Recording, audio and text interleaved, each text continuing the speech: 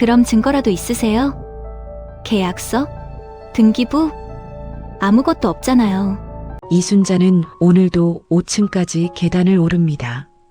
쉬지 않고 오르려 애쓰지만 3층쯤에서 숨이 턱까지 차오릅니다. 아래층에서 누가 올라오는 소리가 들리면 재빨리 다시 걸음을 옮깁니다. 힘든 모습을 들키고 싶지 않았습니다. 부산 외곽의 이주공 아파트는 지은 지 30년이 넘었습니다. 벽은 곳곳이 금이 가 있고 복도 창문은 겨울이면 틈새 바람이 휙휙 들어옵니다. 엘리베이터는 애초에 없었습니다. 그래도 순자는 이곳을 떠날 생각이 없습니다. 남편과 함께 들어온 집이고 아들을 키운 집이고 이제는 혼자 남은 집입니다. 현관문을 열고 들어서면 좁은 거실이 나옵니다. 2인용 소파 하나, 낡은 TV장, 식탁 대신 쓰는 작은 밥상. 순자는 장을 본 비닐봉지를 부엌 바닥에 내려놓고 한숨을 쉽니다. 요즘은 장을 보러 나가는 것도 부담입니다. 그래서 한번 나갈 때 일주일치를 한꺼번에 삽니다. 남편이 떠난 지 7년째입니다. 심근경색이었습니다. 새벽에 가슴을 움켜쥐고 쓰러진 남편을 119에 실어보냈지만 병원에서 돌아온 건 차갑게 식은 몸뿐이었습니다. 장례를 치르는 동안 순자는 눈물을 흘리지 않았습니다. 울 틈이 없었습니다. 문상객을 맞고 음식을 차리고 절차를 밟는 동안 감정은 어딘가로 사라졌습니다. 아들 민수는 그 이듬해 결혼했습니다. 순자는 결혼식 준비로 모아둔 돈을 거의 다 보탰습니다. 며느리 박은정은 예쁘고 똑똑했습니다. 대학을 나왔고 직장도 다녔습니다. 순자는 처음엔 기뻤습니다. 아들이 좋은 사람을 만났다고 생각했습니다. 손주가 태어났을 때 순자는 병원으로 달려갔습니다. 유리창 너머로 작은 아기를 보며 눈물이 났습니다. 이제 할머니가 됐구나 생각했습니다. 하지만 산후조리원에서 은정이 말했습니다. 어머니, 저희 산후조리 끝나면 집 정리 좀 해야 해서요. 한 달 정도는 저희끼리 좀 조용히 지낼게요. 순자는 이해한다고 고개를 끄덕였습니다. 하지만 그 한 달이 2달이 되고 석 달이 되었습니다. 순자는 먼저 전화하지 않았습니다. 민수에게 연락하면 엄마, 요즘 애 키우느라 정신없어. 조금만 기다려봐. 라는 대답이 돌아왔습니다. 지금 손주는 초등학교 2학년입니다. 순자는 손주 얼굴을 1년에 서너 번 봅니다. 명절이나 손주 생일 같은 날에만 허락됩니다. 순자가 우리 지민이 보고 싶은데 라고 말하면 은정은 이렇게 답합니다. 어머니, 먼저 카톡 주세요. 저희도 일정이 있잖아요. 그 말은 정중했지만 순자는 알았습니다. 자신이 이제 미리 약속을 잡아야 만날 수 있는 사람이 되었다는 것을, 언제든 찾아갈 수 있는 할머니가 아니라 일정표에 끼워 넣어야 하는 방문자가 되었다는 것을. 매달 15일 민수는 통장에 35만 원을 넣어줍니다. 처음 그 액수를 정할 때 민수가 물었습니다. 엄마, 이 정도면 충분하지? 순자는 고개를 끄덕였습니다. 충분하냐 부족하냐는 중요하지 않았습니다. 더 달라고 하면 며느리 눈치도 보이고 아들이 힘들어할 것 같았습니다. 그래서 그냥 괜찮아라고 했습니다. 실제로 35만 원은 빠듯합니다. 쌀, 반찬거리, 전기세, 수도세, 관리비를 내고 나면 거의 남지 않습니다. 아프면 안 되겠다고 생각합니다. 병원비가 나가면 그달은 굶어야 할 수도 있으니까요. 그래서 순자는 몸을 조심합니다. 계단을 천천히 오르고 무거운 짐은 나눠서 들고 찬바람 부는 날은 외출을 삼갑니다. 친구들도 하나둘 사라졌습니다. 시장 입구에서 만나던 경자 씨는 자식을 따라 대구로 이사 갔습니다. 같은 동 살던 영희 씨는 작년에 세상을 떠났습니다. 아파트 옆 슈퍼 주인 아저씨는 요즘 순자를 볼 때마다 말합니다. 순자 씨, 요새 사람 구경이 귀하네요. 순자는 웃으며 대답합니다. 그러게요. 나이 들면 다 그런가 봐요. 하지만 집으로 돌아와 거울을 보면 순자는 낯선 얼굴을 발견합니다.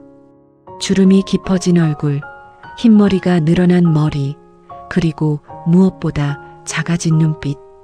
언제부터인가 순자는 스스로를 축소하기 시작했습니다. 말수를 줄이고 욕심을 접고 가족의 평화를 위해 침묵을 선택했습니다. 저녁 6시 순자는 밥상을 차립니다. 김치찌개 한 그릇, 계란 반숙 하나, 김 몇 장. 혼자 먹는 밥은 금방 식습니다. TV를 켜놓지만 무슨 내용인지 들어오지 않습니다. 그저 소리가 있으면 덜 외롭다는 이유로 틀어놓을 뿐입니다. 밤 9시 순자는 이불을 깝니다. 방은 좁지만 혼자 자기엔 넓습니다. 남편이 누워있던 자리는 여전히 비어 있습니다. 순자는 그쪽을 보지 않으려 애씁니다. 보면 가슴이 먹먹해지니까요. 잠들기 전 순자는 휴대전화를 듭니다. 민수에게 온 메시지가 있나 확인합니다. 손주 지민이의 사진이나 영상이 올라왔나 카톡 프로필을 확인합니다. 순자는 핸드폰을 내려놓고 눈을 감습니다. 내일도 똑같은 하루가 될 것입니다. 계단을 오르고 혼자 밥을 먹고 아무도 찾지 않는 전화를 기다리는 하루. 순자는 알고 있습니다. 자신의 삶이 점점 작아지고 있다는 것을. 하지만 어쩔 수 없다고 생각합니다. 이게 늙는다는 것이고 혼자 산다는 것이고 가족에게 짐이 되지 않는 방법이라고. 그런데 순자는 아직 모릅니다.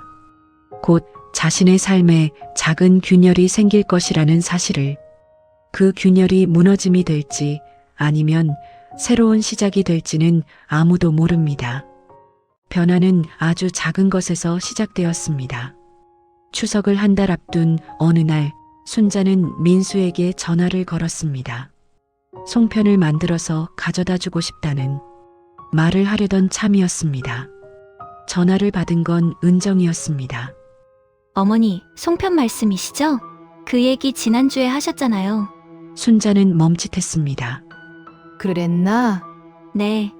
그때도 만들어 오신다고 하셔서 제가 괜찮다고 말씀드렸는데요. 순자는 말을 잇지 못했습니다. 요즘 날씨가 더워서 그러신가 봐요. 어머니, 무리하지 마세요.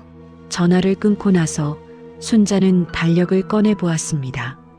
지난주에 정말 전화했었나? 기억이 나지 않았습니다. 아니, 정확히는 확신할 수가 없었습니다.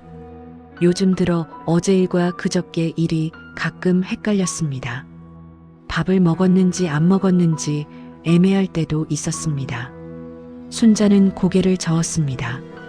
나이가 들면 다 그런 거라고 스스로를 타일렀습니다. 며칠 후 또 비슷한 일이 있었습니다. 순자가 민수네 집에 들렀을 때였습니다. 거실 소파에 앉아 차를 마시던 순자가 말했습니다. 지민이, 요즘 피아노는 잘 치니? 은정이 고개를 돌렸습니다. 어머니, 지민이 피아노 안 배워요. 그럼 뭘 배운다고 했지? 태권도요. 그것도 여러 번 말씀드렸잖아요. 순자는 얼굴이 뜨거워졌습니다. 지민이가 멀리서 이쪽을 보고 있었습니다. 순자는 괜히 웃으며 말했습니다. 아, 맞다. 태권도지? 할머니가 깜빡했네. 어머님, 요즘 같은 말씀 자주 하시네요. 은정은 여전히 웃고 있었습니다. 하지만 그 웃음이 순자의 가슴을 짓눌렀습니다. 순자는 차를 한 모금 마셨습니다.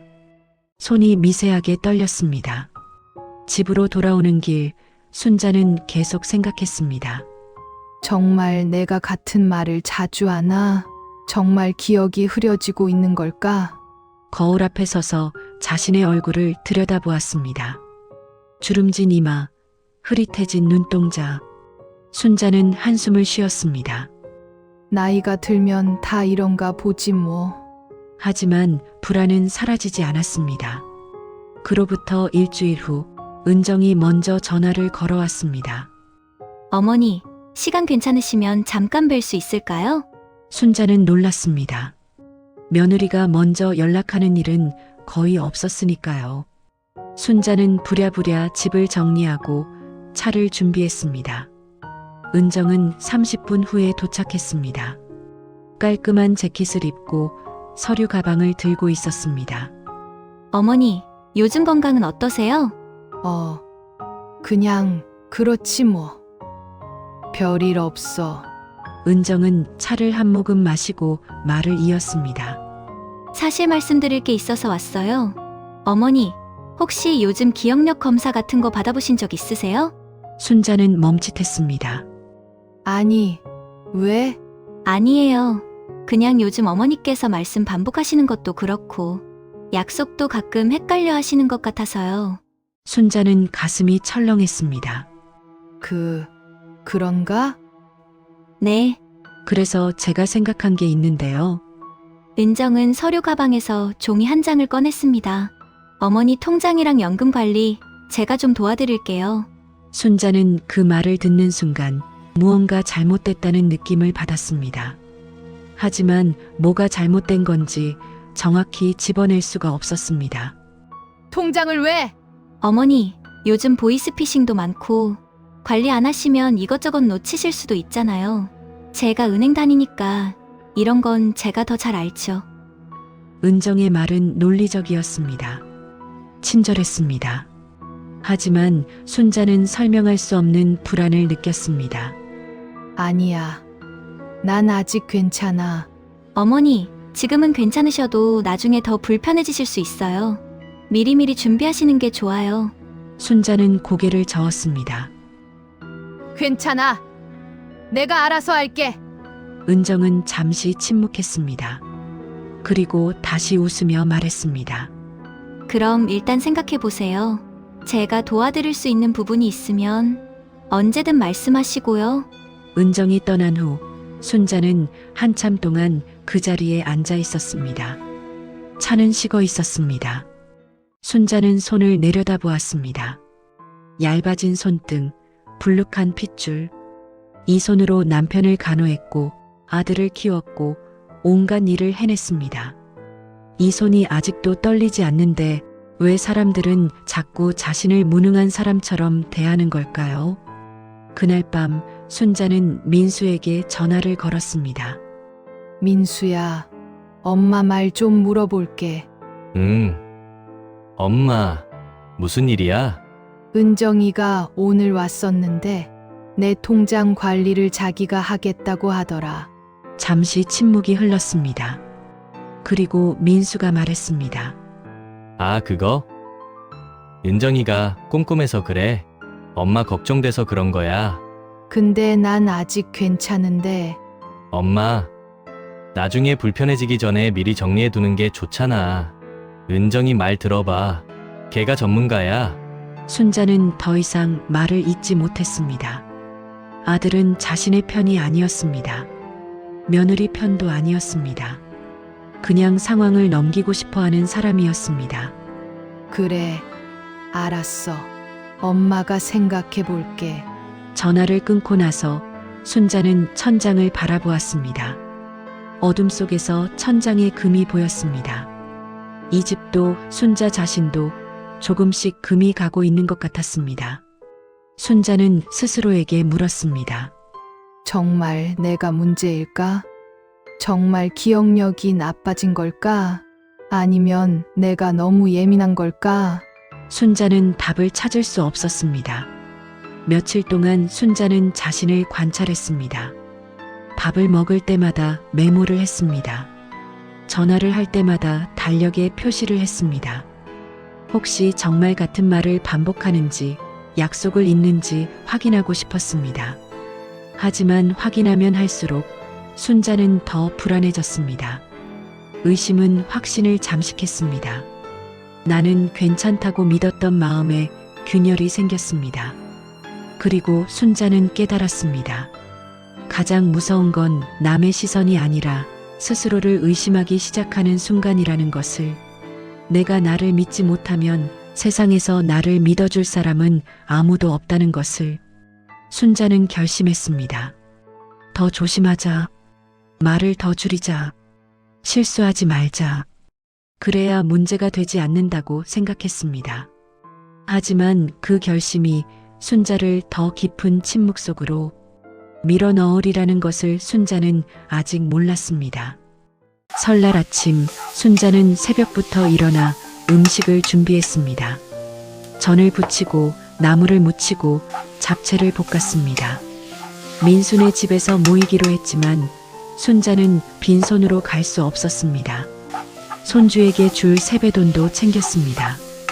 민순의 집에 도착하자 이미 사람들이 모여 있었습니다. 민수의 동서인 성우와 그의 아내 미경, 은정의 언니 부부까지 거실은 북적였습니다. 순자는 음식을 내놓고 조용히 자리에 앉았습니다. 어머니, 많이 준비하셨네요. 순자는 고개를 끄덕였습니다. 지민이가 다가와 세배를 했습니다.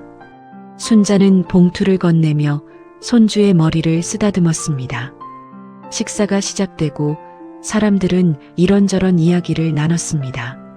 민수가 회사 이야기를 하고 성우가 부동산 이야기를 꺼냈습니다. 요즘 집값이 또 오르던데 형님네는 집 알아보세요. 민수가 고개를 저었습니다. 아직은 좀 어려워. 전세 만기도 한참 남았고. 순자가 입을 열었습니다. 그때 아버지랑 상의했던 땅 있잖아. 그거 팔았으면 좀 보탤 수 있었을 텐데. 순간 식탁이 조용해졌습니다. 민수가 순자를 바라보았습니다. 엄마, 무슨 땅? 그때 너희 아버지가 사려던 땅 말이야. 부산 근교에 있던 거. 은정이 젓가락을 내려놓았습니다. 어머님, 그건 사실 아니에요. 순자는 은정을 보았습니다. 뭐가? 아버님께서 그런 땅 사신 적 없으세요. 그때 상황을 잘못 기억하시는 거예요. 순자는 당황했습니다. 아니야. 분명히 있었어. 남편이랑 같이 보러 갔었다고. 어머님, 제가 민수 오빠한테 들었어요. 그건 사지 못한 땅이에요. 아버님이 돌아가시기 전에 알아보시긴 했지만 결국 계약하지 않으셨대요. 순자는 입을 다물었습니다. 기억을 더듬어 보았습니다. 남편과 함께 그곳을 다녀온 건 확실합니다. 계약서도 봤던 것 같은데. 아니, 계약서를 본 게 맞나? 순자는 혼란스러워졌습니다. 아니, 분명히. 어머니, 괜찮아요. 나이 드시면 그럴 수 있어요. 아무도 사실을 확인하려 하지 않았습니다. 은정이 다시 말했습니다. 그래서 제가 병원 이야기를 꺼냈던 거예요. 어머님, 요즘 기억력이 많이 떨어지시는 것 같아서요. 순자는 얼굴이 화끈거렸습니다. 모든 사람의 시선이 자신에게 쏠려 있었습니다. 동정 어린 눈빛, 불편한 침묵, 조심스러운 표정들. 난 괜찮아. 어머니, 부끄러워하실 필요 없어요. 요즘엔 다들 그런 검사 받아요. 은정의 목소리는 차분했습니다. 하지만 그 차분함이 오히려 더 잔인하게 느껴졌습니다. 공개적으로 친척들이 모인 자리에서 순자는 문제가 있는 사람이 되었습니다. 순자는 일어섰습니다. 나 화장실 좀. 부엌으로 걸어가는 순자의 뒤를 은정이 따라왔습니다. 아무도 없는 부엌에서 은정이 낮은 목소리로 말했습니다.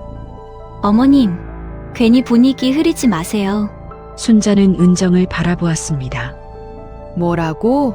저도 어머님 생각해서 하는 말이에요. 지금처럼 이상한 얘기 자꾸 하시면 사람들이 뭐라고 생각하겠어요. 이상한 얘기가 아니야. 그럼 증거라도 있으세요? 계약서? 등기부? 아무것도 없잖아요. 순자는 말문이 막혔습니다. 증거, 순자에게는 없었습니다. 뭐가 중요한 건지 몰랐습니다. 어머님, 저 진짜 어머님 걱정돼서 그래요. 병원 한 번만 가보세요. 괜찮으시면 괜찮은 거고, 문제 있으면 미리 대비할 수 있잖아요. 은정은 여전히 웃고 있었습니다. 하지만 그 웃음은 가짜였습니다. 순자는 알 수 있었습니다. 난 안 갈 거야. 그럼 어쩔 수 없죠. 이제부턴 이상한 얘기는 자제해 주세요. 민수 오빠 얼굴도 있고 지민이도 있잖아요. 은정은 그 말을 남기고 거실로 돌아갔습니다. 순자는 부엌 싱크대에 손을 짚고 숨을 고르었습니다. 눈물이 날 것 같았지만 참았습니다. 거실로 돌아가자 사람들은 다른 이야기를 하고 있었습니다. 아무 일도 없었던 것처럼 순자는 구석에 앉아 차를 마셨습니다. 입맛이 없었습니다. 민수가 다가와 작은 목소리로 물었습니다. 엄마, 괜찮아? 순자는 고개를 끄덕였습니다. 괜찮아. 엄마, 은정이 말도 일리 있어. 한번 검사만 받아봐. 아무것도 아니면 다행인 거고. 순자는 아들을 보았습니다. 아들은 걱정하는 얼굴이었습니다. 하지만 그 걱정은 순자를 향한 게 아니었습니다. 상황이 더 복잡해지는 걸 걱정하는 얼굴이었습니다. 알았어. 순자는 더 이상 아무 말도 하지 않았습니다. 집으로 돌아오는 길, 순자는 버스 창밖을 바라보았습니다. 설날의 거리는 한산했습니다. 순자만 혼자 버스에 앉아 있었습니다. 집에 도착해 불을 켜고 순자는 방 한쪽에 쌓인 상자를 꺼냈습니다. 남편의 유품이 담긴 상자였습니다. 순자는 그 안을 뒤졌습니다. 옛날 사진, 편지, 영수증, 작다한 서류들. 하지만 그 땅에 관한 서류는 없었습니다. 순자는 주저앉았습니다. 정말 내가 잘못 기억한 걸까? 정말 그런 땅은 없었던 걸까? 아니면 있었는데 증거가 사라진 걸까? 그날 밤 순자는 잠들지 못했습니다. 천장을 바라보며 생각했습니다. 문제는 기억이 아니었습니다. 문제는 자신을 믿어주는 사람이 아무도 없다는 것이었습니다. 아들도 며느리도 친척들도 아무도 순자의 말을 진지하게 받아들이지 않았습니다. 순자는 깨달았습니다. 이 싸움은 이길 수 없다는 것을. 증거도 없고 편도 없고 목소리도 작은 사람이 무엇을 말해도 세상은 듣지 않는다는 것을. 하지만 순자는 포기하고 싶지 않았습니다. 자신이 미친 사람이 아니라는 걸, 기억이 멀쩡하다는 걸 누군가에게는 증명하고 싶었습니다. 순자는 휴대전화를 집어들었습니다. 연락처를 천천히 내렸습니다. 정경자 한 이름 앞에서 멈췄습니다. 남편의 오랜 친구였습니다. 부동산 중개를 했던 사람. 만약 그 땅이 정말 있었다면 경자가 알 것입니다. 순자는 화면을 오래 바라보았습니다. 그리고 조용히 중얼거렸습니다. 내가 미친 게 아니야. 그 말이 진실이길 바라며 순자는 내일 경자에게 전화하기로 결심했습니다. 순자는 거울 앞에 섰습니다. 얼굴은 그대로였습니다. 주름도 흰머리도 처진 눈꺼풀도 어제와 같았습니다. 하지만 거울 속의 순자는 낯설었습니다. 언제부터 이렇게 작아졌을까? 언제부터 스스로를 의심하게 되었을까? 순자는 거울에서 눈을 떼고 방 한쪽 낡은 서랍장으로 걸어갔습니다. 오랫동안 열지 않았던 서랍이었습니다. 손잡이를 당기자 삐걱 소리가 났습니다. 서랍 안에는 오래된 노트들이 쌓여 있었습니다. 순자가 구청에서 일하던 시절부터 써온 것들이었습니다. 민원 접수 기록, 업무 일지, 날짜와 서명이 남은 문서들. 순자는 그중 하나를 꺼내 펼쳤습니다. 1998년 3월 12일 김철수 민원인 주민등록등본 발급 오후 2시 30분. 정확한 기록이었습니다. 순자는 평생 이런 식으로 일해왔습니다. 감정 대신 사실을 남기는 삶. 애매함 대신 날짜와 시간을 기입하는 습관. 그게 순자의 방식이었습니다. 순자는 노트들을 천천히 넘겼습니다. 퇴직한 후에도 순자는 기록하는 습관을 버리지 않았습니다. 가계부, 통장 거래 내역, 아들과의 통화 내용까지 모두 적어두었습니다. 내가 헷갈리는 노인이 아니야. 순자는 중얼거렸습니다. 자신에게 말하듯 조용히. 다음 날 아침 순자는 전화기를 들었습니다. 오래 망설이지 않았습니다. 옛 동료 정미자의 번호를 눌렀습니다. 여보세요? 미자야. 나 순자야. 어머, 순자 언니. 오랜만이에요. 어떻게 지내세요? 미자의 목소리는 반가웠습니다. 순자는 잠시 숨을 고르고 말했습니다. 미자야. 나 도움 좀 받아야 할 것 같아. 무슨 일이세요? 순자는 울지 않았습니다. 호소하지도 않았습니다. 대신 상황을 정확히 설명했습니다. 며느리가 통장 관리를 하겠다고 한 것, 기억력이 떨어진다고 주장하는 것, 설날에 있었던 일. 순자는 감정을 빼고 사실만 나열했습니다. 미자는 조용히 들었습니다. 그리고 말했습니다. 언니 그거 이상한데요. 언니가 일할 때 얼마나 꼼꼼했는지 내가 알잖아요. 기억력이 문제라니 말이 안 돼요. 그치. 나도 그렇게 생각하는데. 언니, 혹시 증거 같은 거 있어요? 기록이나 문서 같은 거? 순자는 서랍장을 바라보았습니다. 있어. 내가 평생 기록해왔어. 그럼 그거 정리하세요. 날짜별로, 상황별로. 언니가 제일 잘하잖아요. 전화를 끊고 나서 순자는 책상 앞에 앉았습니다. 노트 한 권을 펼치고 볼펜을 들었습니다. 손이 떨리지 않았습니다. 순자는 정리하기 시작했습니다. 며느리가 처음 기억력 이야기를 꺼낸 날짜, 통장 관리 이야기를 한 날짜, 설날에 있었던 대화, 모두 적었습니다. 그리고 자신이 기억하는 것들도 함께 적었습니다. 남편과 함께 부동산을 알아본 날, 그때 만난 중개인의 이름 정경자. 순자는 그 이름을 또박또박 적었습니다. 남편의 친구였던 경자는 부동산 중개업을 했습니다. 만약 그 땅이 정말 있었다면 경자가 기억할 것입니다. 순자는 경자의 번호를 찾았습니다. 오래전에 저장해둔 번호로 전화를 걸었습니다. 여보세요? 경자씨. 나 이순자예요. 아이고, 순자씨, 오랜만이야. 잘 지냈어? 경자씨, 내가 물어볼 게 있는데. 순자는 남편과 함께 알아봤던 부산 근교의 땅. 그게 정말 있었는지 계약했는지 차분하게 물었습니다. 경자는 잠시 생각하더니 아, 그거? 있었지.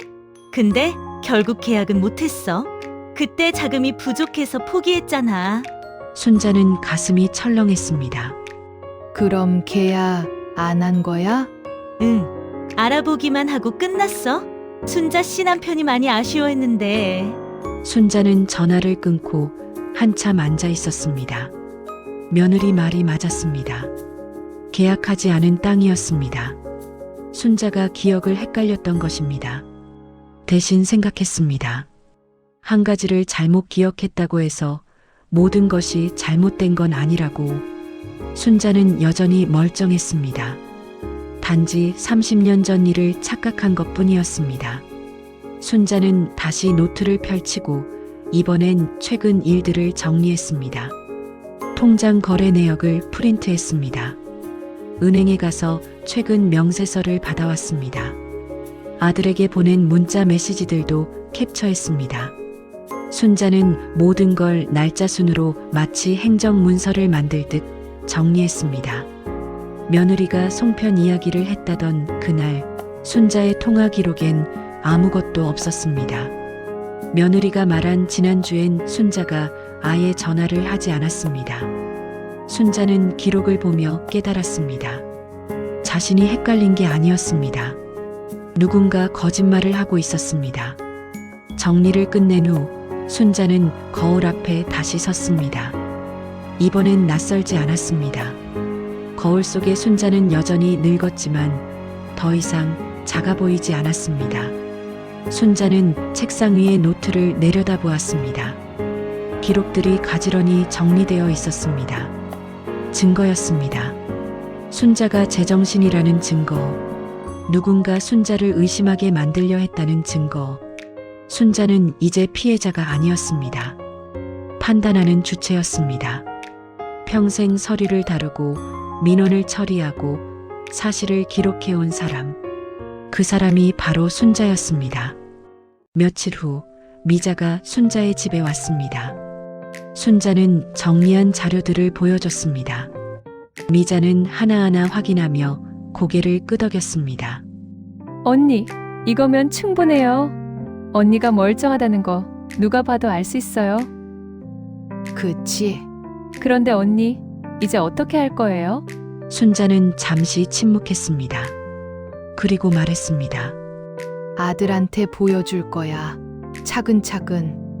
혼자 하시기 힘들면 제가 같이 갈게요. 괜찮아. 내가 할 수 있어. 미자가 돌아간 후 순자는 창밖을 바라보았습니다. 주공 아파트 너머로 석양이 붉게 물들었습니다. 순자는 오랜만에 마음이 차분해졌습니다. 기록이 순자를 다시 중심으로 세웠습니다. 순자는 자신이 무엇을 할 수 있는지, 무엇을 해야 하는지. 순자는 노트를 덮고 내일을 준비했습니다. 아들과 며느리를 만나 진실을 말할 준비. 더 이상 침묵하지 않을 준비. 그리고 순자는 처음으로 확신했습니다. 이 싸움은 이길 수 있다고. 왜냐하면 순자에게는 무기가 있었으니까. 평생 쌓아온 기록이라는 무기가. 순자는 민수에게 전화를 걸었습니다. 민수야, 엄마 집에 한번 와줄래? 엄마, 무슨 일이야? 할 얘기가 있어. 은정이랑 같이 와. 민수는 잠시 망설이다 대답했습니다. 알았어, 엄마. 사흘 후 민수와 은정이 순자의 집에 왔습니다. 은정의 얼굴은 평소보다 굳어 있었습니다. 민수는 불안해 보였습니다. 순자는 차를 내왔습니다. 세 사람은 작은 식탁에 둘러앉았습니다. 순자는 준비해둔 파일을 꺼냈습니다. 이거 좀 봐. 민수가 파일을 받아 펼쳤습니다. 통장 거래 내역, 통화 기록, 문자 메시지 캡처, 날짜별로 정리된 노트. 순자가 몇 주 동안 정리한 것들이었습니다. 엄마, 이게 뭐야? 내가 봐야 할 것들이야. 민수는 서류를 넘겼습니다. 은정의 얼굴이 점점 창백해졌습니다. 순자가 말했습니다. 은정아, 내가 송편 이야기를 했다던 그날 내 통화 기록엔 아무것도 없어. 그 주엔 아예 전화를 안 했어. 은정은 입술을 깨물었습니다. 민수가 은정을 봤습니다. 은정이 고개를 숙였습니다. 어머님, 죄송해요. 난 내가 왜 그랬는지 알고 싶어. 내가 뭘 잘못했는지. 은정은 한참 침묵하다 입을 열었습니다. 어머님이 잘못하신 건 없어요. 제가 그냥 말해봐. 돈이 필요했어요. 지민이 학원비도 그렇고 전세 대출 이자도 올랐고 어머님 연금이랑 통장만 제가 관리하면 좀 숨통이 트일 것 같았어요. 순자가 말했습니다. 은정아, 힘들면 말을 했어야지. 왜 나를 이상한 사람으로 만들려고 했어? 죄송해요. 정말 죄송해요. 은정은 울었습니다. 민수야, 너도 잘못이 있어. 엄마, 넌 중간에서 아무것도 안 했어. 은정이 말만 듣고 엄마 말은 한 번도 제대로 들으려 하지 않았어. 민수는 고개를 숙였습니다. 죄송해요. 엄마, 순자는 파일을 덮었습니다. 난 너희를 용서할 수 있어. 그런데 시간이 필요해. 그리고 은정아, 네, 어머님. 다신 이런 일 없도록 해. 너희가 힘들면 말해. 내가 도울 수 있는 게 있으면 돕겠어. 하지만 나를 이용하려고 하지는 마. 은정은 고개를 끄덕였습니다. 그날 이후 변화가 시작되었습니다. 은정은 더 이상 순자의 기억력 이야기를 꺼내지 않았습니다. 민수는 일주일에 한 번씩 순자에게 전화했습니다. 처음엔 어색했지만 시간이 지나면서 대화가 조금씩 늘어났습니다. 한 달 후 민수가 혼자 순자의 집에 왔습니다. 손에 과일 바구니를 들고 있었습니다. 민수는 소파에 앉아 한참 침묵했습니다. 그리고 말했습니다. 엄마, 난 정말 몰랐어. 은정이가 그렇게까지 할 줄은. 근데 내가 더 나빴어. 엄마 말을 안 들었잖아. 귀찮아서 복잡해질까봐 그냥 넘어가려고만 했어. 순자는 아들의 어깨를 두드렸습니다. 이제 알았으면 됐어. 엄마, 지민이가 할머니 보고 싶어 해. 순자는 미소 지었습니다. 그래. 그럼 이번 주말에 우리 지민이 보러 가야겠네. 민수는 눈시울이 붉어졌습니다. 엄마, 미안해. 괜찮아. 그날 저녁 민수가 돌아간 후 순자는 창밖을 바라보았습니다. 5층에서 내려다본 풍경은 예전과 같았습니다. 낡은 아파트들, 좁은 골목길, 가로등 불빛. 하지만 순자의 마음은 달랐습니다. 순자는 다시 혼자였습니다. 그러나 이전과는 다른 혼자였습니다. 더 이상 설명하지 않아도 되는 혼자, 허락받지 않아도 되는 혼자, 자신이 사라진 사람이 아니라는 걸 증명한 순자. 며칠 후 미자가 전화를 걸어왔습니다. 언니, 어떻게 됐어요? 다 정리됐어. 다행이다. 언니, 대단해요. 별거 아니야. 그냥 내가 할 수 있는 걸 했을 뿐이야. 그게 어디 쉬운 일이에요? 보통 사람들은 그냥 포기해요. 순자는 잠시 생각했습니다. 미자야, 난 복수하고 싶지 않아. 다만 내가 사라진 사람 취급받지 않길 바랐을 뿐이야. 그게 복수보다 어려운 거예요, 언니. 전화를 끊고 나서 순자는 서랍장을 열었습니다. 그 노트들이 여전히 거기 있었습니다. 평생 기록해온 것들. 순자는 새 노트 한 권을 꺼냈습니다.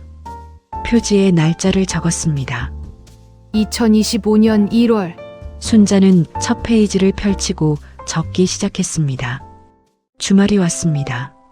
순자는 민수네 집으로 갔습니다. 지민이가 현관문을 열었습니다. 할머니! 우리 지민이 그동안 잘 지냈니? 지민이는 순자의 손을 잡았습니다. 순자는 그 작은 손의 온기를 느꼈습니다. 은정이 나왔습니다. 얼굴이 야윈 것 같았습니다. 어머님, 오셨어요? 응. 은정은 어색하게 웃었습니다. 순자도 가볍게 고개를 끄덕였습니다. 아직 예전처럼 편하지는 않았습니다. 하지만 시간이 지나면 나아질 것입니다. 점심을 먹는 동안 지민이가 학교 이야기를 했습니다. 민수는 회사 이야기를 했습니다. 은정은 조용히 밥을 먹었습니다. 순자는 그 모습들을 지켜보았습니다. 가족이란 게 완벽할 순 없습니다. 상처도 주고 실망도 시킵니다. 하지만 그럼에도 불구하고 다시 시작할 수 있는 것, 그게 가족이었습니다. 집으로 돌아오는 버스 안에서 순자는 창밖을 바라보았습니다. 겨울 해가 지고 있었습니다. 차가운 바람이 불었지만 순자는 따뜻했습니다. 순자는 깨달았습니다. 혼자 산다는 것이 외롭다는 뜻은 아니라는 것을, 스스로를 지킬 수 있다면 혼자여도 괜찮다는 것을. 그날 밤 순자는 노트에 적었습니다. 기록하는 사람은 끝까지 자기 자신을 지킬 수 있다. 그리고 덧붙였습니다. 나는 이순자다. 75세. 나는 사라지지 않는다. 순자는 노트를 덮고 불을 껐습니다. 어둠 속에서도 순자는 자신이 어디에 있는지 알았습니다. 길을 잃지 않았습니다. 내일 아침 해가 뜨면 순자는 다시 계단을 오를 것입니다. 5층까지 숨이 차겠지만 멈추지 않을 것입니다. 순자는 여전히 혼자지만 더 이상 작지 않았습니다. 그리고 그것으로 충분했습니다.